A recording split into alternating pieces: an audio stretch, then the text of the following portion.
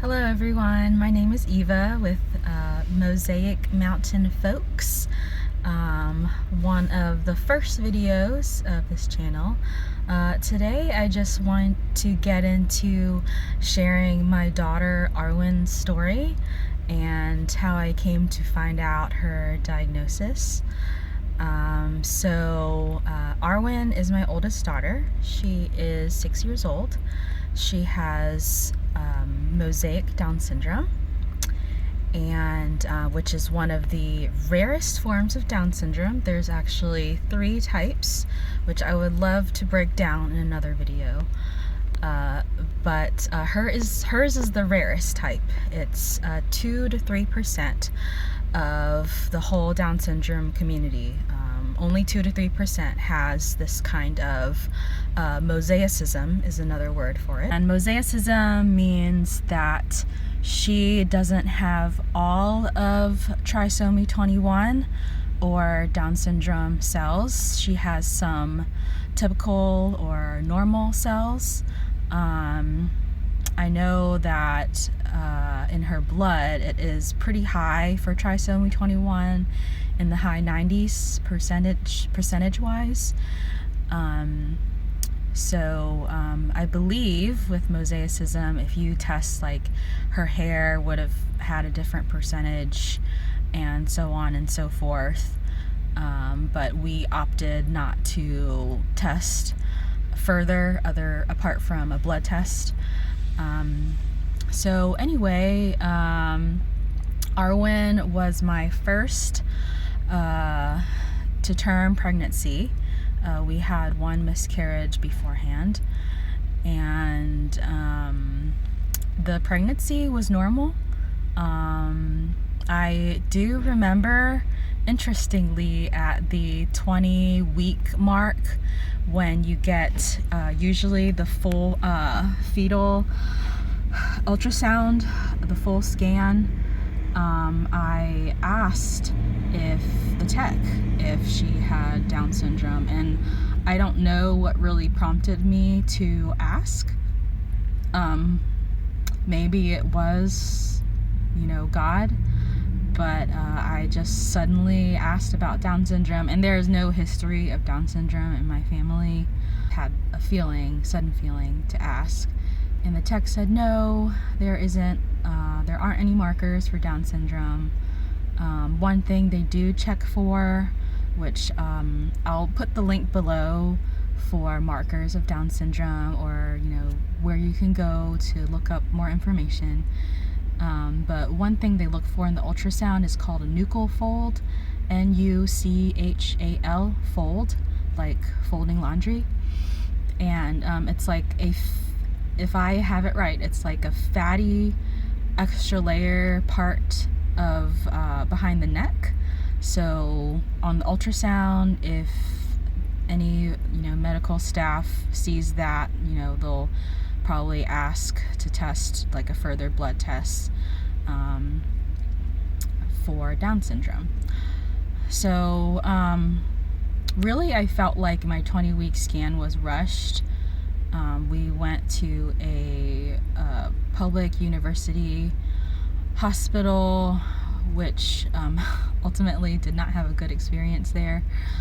But yes, it felt rushed, but it was my first pregnancy, and I didn't do that much research into doctors, hospitals.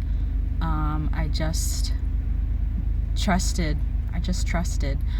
and boy, I wish I had done my research beforehand. But anyway, the rest of the pregnancy went fine, and it was around, I was still working full time, and working for eye doctors at the time. It was around 37 weeks and a few days where I was laying in bed, and I had work that day, and I just felt like my water had broken and just trickling.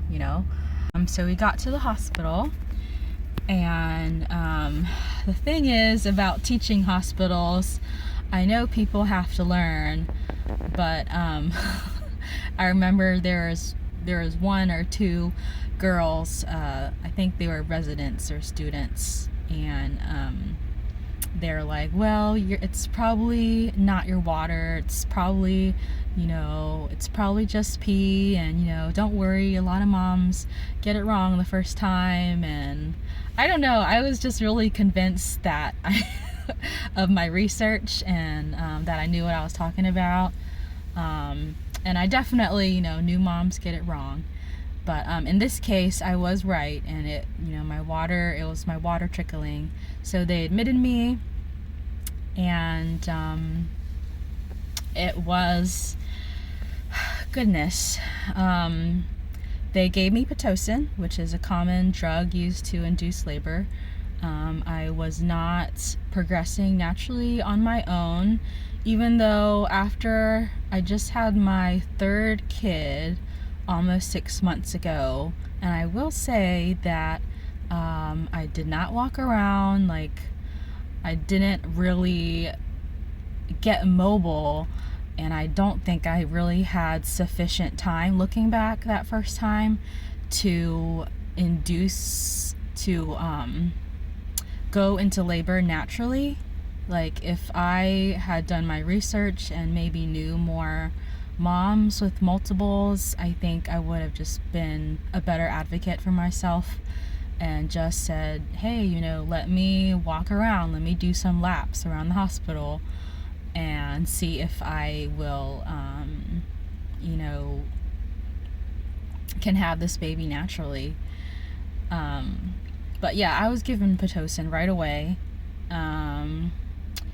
So what happened, it was just in the blink of an eye, Arwen's heart dropped to, I want to say it was like the 70, 80 range. It was, red alert, because I was fine in bed, and then all of a sudden there were 10 plus nurses that rushed into my room. It literally happened in the blink of an eye. And they were just saying, like, okay, we need to get baby's heart rate up. They were telling me how to have my body so baby would have a better chance. And they were unhooking the beds to wheel me into the OR. And it was, let me tell you, scary, super scary. I know a lot of moms who've had even more scarier experiences than this. But still, today, with all our modern technology, having a baby is no joke. So I remember just trying to hold back tears as I left my husband, Rob, in the suite, and they were pushing me towards the emergency room. And I remember a nurse saying the time when I was wheeled in, and then it was kind of funny because right as I got in there, Arwen's heart rate shot back up to normal, and the doctor on call was like, hey, if this happens again, we will have to put you under. And unless you want to do your epidural and extra stuff now, we won't have to put you under for a emergency C-section. But I recommend just going ahead and doing the epidural. So I'm like, yes, I realized in that moment I was deathly afraid of going under. Yeah, I just said yes, do all the things, do the epidural, which was fine. I'm not particularly afraid of needles, but yeah, they got that done. And I remember a girl who was new holding my hand, like she was trying to comfort me because that's what she was told to do, but she didn't want to be there, like a new nurse or something. So again, teaching hospital. But, thankful that Arwen's heart rate went back to normal. They wheeled me back into the regular birthing suite. I remember my mom was there, my mother-in-law at some point. She was either almost there or already there. It's been 6 years, so a little bit fuzzy. But, so let's see. Next, I was given, I want to say it was a Benadryl. It was through the IV, and the reason why was because the epidural was making me itchy. So I'm pretty sure that was the reason. But I was itchy, and they're like, okay, you're having an allergic reaction. We'll just give you this Benadryl through your IV and you'll feel much better. And I'm just like, okay. Oh, excuse me. I was just like, okay, just do it. And the second I got the Benadryl through the IV, one, it was super cold and uncomfortable. And I think maybe that's what triggered the second heart rate drop in Arwen. It's still emotional. So again, her heart rate dropped, and but it did bounce back up, I think, fairly quickly. They did not try to unhook the bed and wheel me into the OR. I did get a talking to by the doctor on call, and she offered that we do a C-section. And, stubborn old me, and encouraged by my mom to give birth naturally, I turned down politely, no, I really want this to be natural birth, and I'm gonna stick it out. This was right around midday, and just hanging out and trying to see if the Pitocin would do its thing. Still wasn't progressing much. So anyway, it was evening when Arwen's heart rate drops again, third time. And you guys are probably thinking what the doctor told me. She said, 3 strikes, you're out. You really have to get this baby out. Like, I'm afraid that baby is in distress after her heart rate dropped 3 times throughout today. And, I really need you to consent to a C-section, because pretty much she was really concerned, and I understand why. And at that point, after the third time, which her heart rate dropped, her heart rate dropped just because I changed positions in the bed. So it wasn't medicine or anything that was administered to me. So I was just like, yes, I am exhausted. I don't even if the Pitocin worked, I don't think I would have the strength to push to labor like I should. And then if you're a mom and you've never had epidural before, you can't eat after you have an epidural. So it's just water and soups, broths.